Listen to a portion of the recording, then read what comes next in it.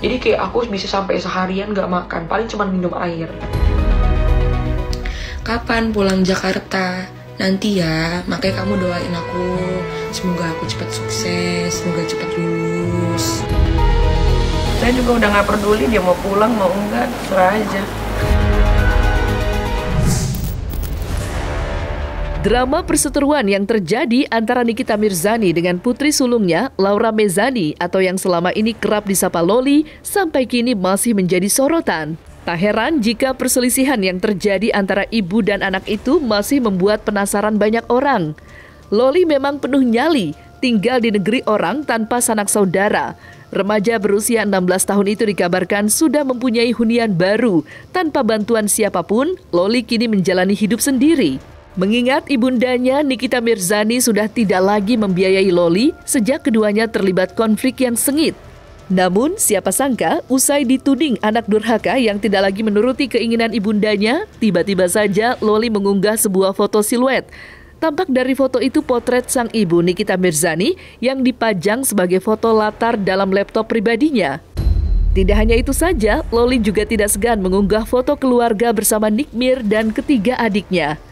Namun yang membuat netizen heboh yakni saat sesi live streamingnya kemarin, Loli tak bisa menutupi rasa rindunya yang terdalam kepada ibundanya.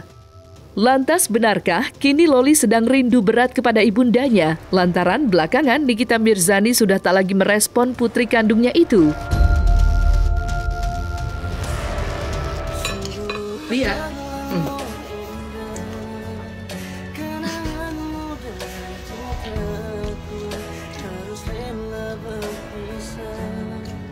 Netizen mah gitu ya, biasa lah.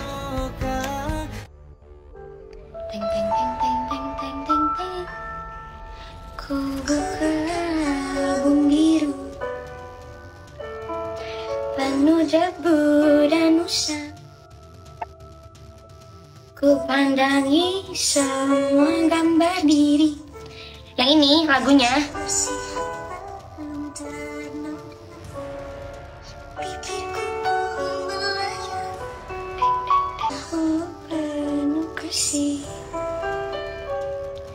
Teringat semua cerita orang tentang riwayatku.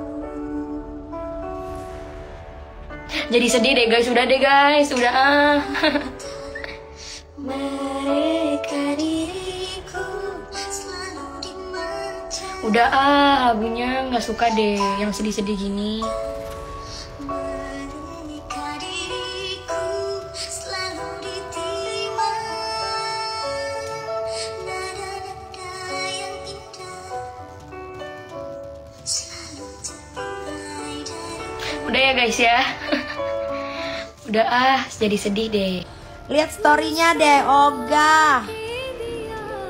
Enggak mau, kalian jangan ngadu-ngadu ke saya. Saya masih punya 2 anak yang masih harus saya perhatikan dengan baik. Mudah-mudahan 2 anak ini ya benar-benar jadi anak yang baik, anak yang soleh, tidak membangkang, tidak suka berbohong. Untung. Meski kerap terlibat perseteruan panas dengan sang ibu, siapa sangka Loli kini sedang merasakan kesepian dan rindu keluarganya. Dan hal itu sebenarnya sudah terlihat sejak beberapa hari yang lalu saat Loli mengunggah foto adiknya yang sedang merayakan ulang tahunnya, Aska. Tak ketinggalan, Loli juga menuliskan sebuah pesan yang mendalam untuk adik tercintanya itu. Tidak itu saja, secara belak-belakan Loli juga sempat menyebut nama ibunya dengan sebutan Mami. Loli juga berjanji akan pulang jika dirinya sudah sukses di tanah rantau. Kapan pulang Jakarta? Nanti ya, makanya kamu doain aku. Semoga aku cepat sukses, semoga cepat lulus, biar nanti aku bisa cepat-cepat pulang. Ya, karena kalau misalnya aku pulang sekarang, itu sama aja aku menyia-nyiakan dan mengecewakan diri aku sendiri. Ya, karena urusan aku di sini belum selesai, masa ya langsung putus asa begitu aja? Nggak boleh putus asa. Harus tetap jalanin aja terus, lihat ke depannya bagaimana, terima aja gitu, belajar menerima, belajar sabar, pasti nanti ini sukses gitu. Karena kan emang ini nggak bisa langsung jebret sukses gitu kan, nggak bisa. Saya juga udah nggak peduli dia mau pulang mau enggak, serah aja. Kan nanti suatu saat juga nanti dia akan merasakan bagaimana pahit susahnya menjadi seorang ibu, apalagi single parent yang membiayai hidup sendiri kan. Ya biarin aja, dia mau bebas ya silahkan. Kalau bisa ya jangan pulang. Karena gue nggak mau anak gue yang 2 orang ini terkontaminasi gitu. Gue kan nggak bisa 24 jam di rumah. Saya dia pulang, terus nanti Aska sudah bisa diajak bicara gitu kan. Apa nanti yang akan diomongin? Kalau gue sekarang, kalau anak gue yang satu seperti itu, ya gue harus jaga yang 2 ini, jangan sampai seperti itu. Ya gue cuma pengen biar dia selalu dalam lindungan Allah, biar dia sekolahnya rajin, bisa membanggakan gitu kan. Karena gue juga gimana ya, seneng lah gitu kalau punya anak yang udah sekolah jauh terus pulang bisa membawa hasil gitu kan. Jadi gue sebagai seorang ibu yang single parent juga kerja walaupun tertati-tati ya, kalau hampir mau mati gue kadang-kadang tuh ya, kadang-kadang udah lemes tapi tetap harus kerja gitu ya.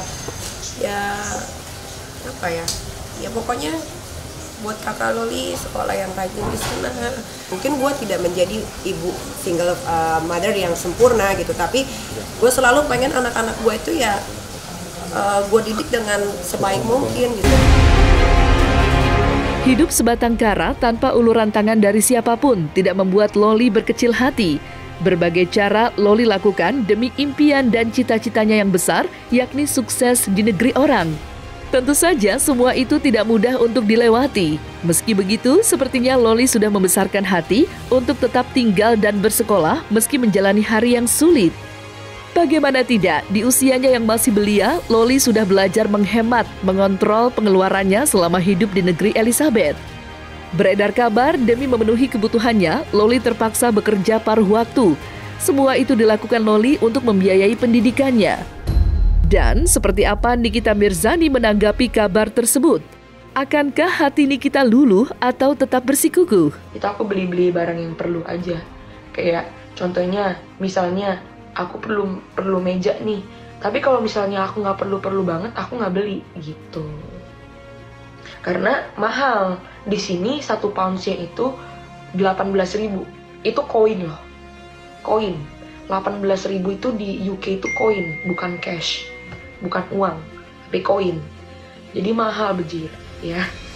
Gitu. Terus kalau misalnya masak, kalau lebih masak sendiri daripada beli-beli makanan di luar. Karena kalau beli-beli makanan di luar itu mahalnya minta ampun, ya Bo. Jadi mendingan masak sendiri, aku belanja, jadi masak gitu. Terus kalau misalnya belanjaan itu, awetnya itu paling sampai 3 minggu gitu. Awet sampai 3 minggu. Karena kadang-kadang juga aku kan suka olahraga. Kalau aku olahraga tuh, abis olahraga tuh aku malas makan. Jadi kayak aku bisa sampai seharian gak makan, paling cuma minum air gitu. Jadi bisa sampai 4 minggu. Udah enggak? Karena kan sudah bukan tanggung jawab lagi. Sama sekali berarti. Kan kalian sudah dengar sendiri ya siapa yang bertanggung jawab. Ya sudah, responsibility-nya ditunjukin dong. Jangan minta ke gue lagi. Estimasi berapa sebulan pengeluaran? Karena kan aku kan juga jarang keluar ya. Aku kan jarang keluar. Kalau misalnya pengen keluar juga tunggu akunya bosen gitu baru aku keluar.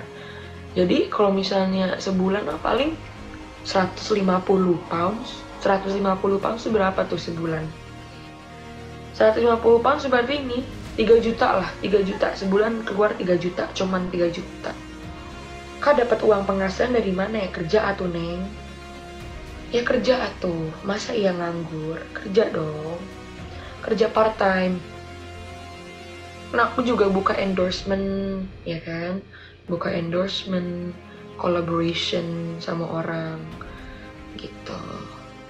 Pendapat live, perapat kakak dari live berapa?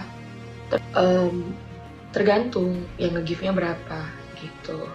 Kalau misalnya orang yang give-nya banyak, ya alhamdulillah dapetnya juga banyak. gitu. Tapi kalau misalnya yang nge-give dikit, ya paling bisa dibilang berapa ya, paling $100 gitu. Jangan Lo minta ke dibikin gua. malu ya? Iya dong, ya kan gue udah dibikin malu dengan caranya. Masa mau minta duit ke gua lagi? Ngapain? Jadi sebulannya aku punya uang 32 juta. Seperti itu guys. Visa student bisa kerja kak. Nih, aku kasih tunjuk kamu ya. Ini aku mah nggak perlu ngomong-ngomong lagi. Nih, coba baca. Work 10 hours max from 16 only. Kalau nggak punya ini, nggak bisa ngapa-ngapain. Nggak ada hubungan sama sekali. Serius? Masih lost kontak? Sama sekali kak. Ya kan saya di blok. Itu udah nggak ada kontak sama sekali kan ini? Nggak ada. Untuk mantaunya gimana? Yang apa yang harus dipantau? Jadi gini ya semuanya, itu namanya residence permit. Kalau misalnya nggak punya residence permit, kayaknya di negara manapun juga harus ada residence permit.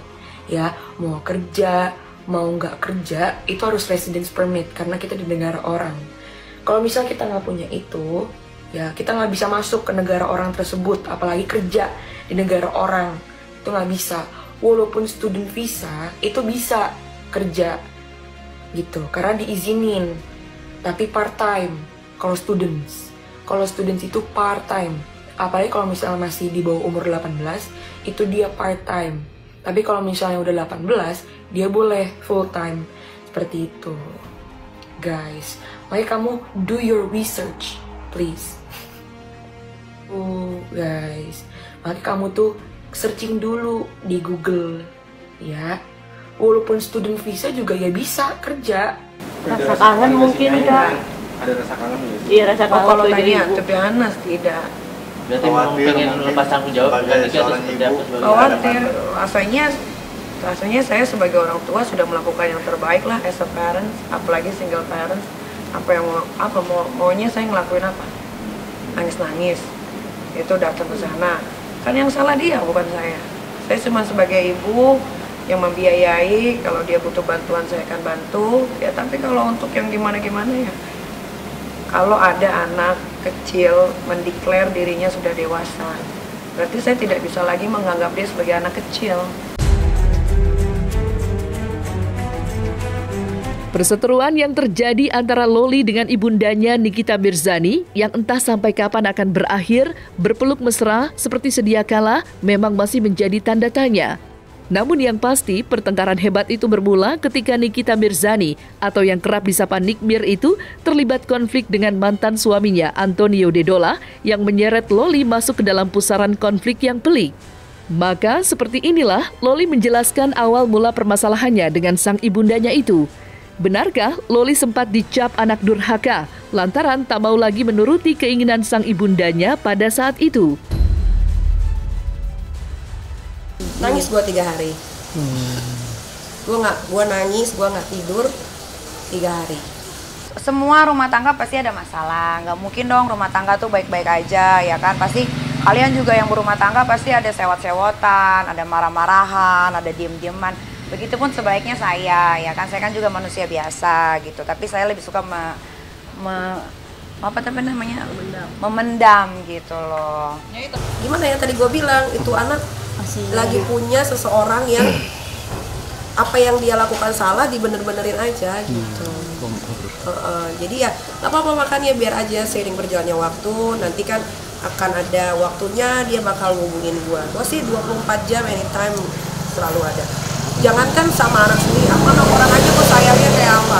Saya masih menganggap dua-duanya adik saya. Saya masih komunikasi dengan baik dengan Anthony, saya masih komunikasi baik dengan Nikita, dan saya sudah bicara kedua-duanya. Saya tidak memihak Anthony dan saya tidak memihak Nikita. Kalian sudah dewasa, apapun yang kalian putuskan itu menjadi hak kalian, tetapi saya berdoa semua yang terbaik. Kalau kemarin terjadi keributan, masing-masing saling membalas, mereka masih muda, mungkin cara orang menahan emosinya berbeda. Ya, saya melihatnya Mungkin ini yang paling baik lah buat mereka, sama-sama belajar lebih dewasa lagi. Kalau kalian wawancara saya 1 atau setengah bulan yang lalu, mungkin masih ada rasa kecewa. Kalau sekarang udah 6, saya sudah mengikhlaskan dia. Tapi kalau suatu saat dia balik ke Kaniki, maksudnya minta maaf ke mamanya gitu Kak, apa yang akan kamu lakukan?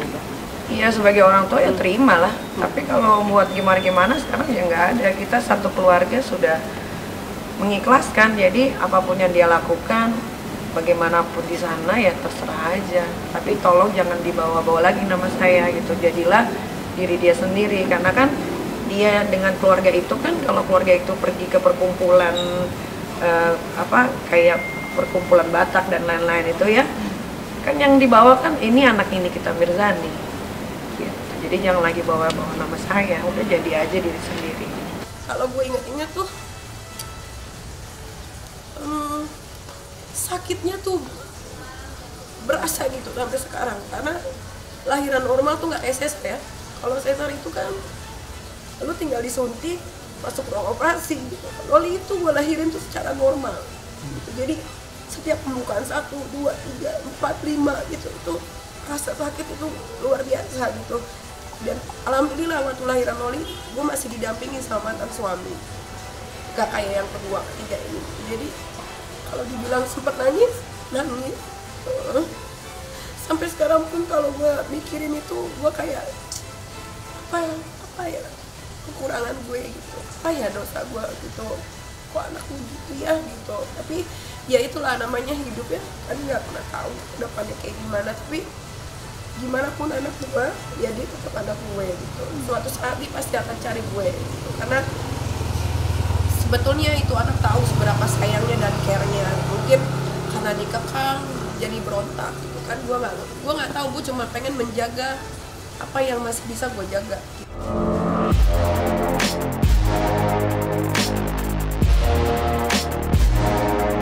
Nah, selesai sudah Cumi Lovers? Saksikan terus Cumi Camp In-Depth, kabar lengkap, mendalam, dan akurat dari narasumber terpercaya.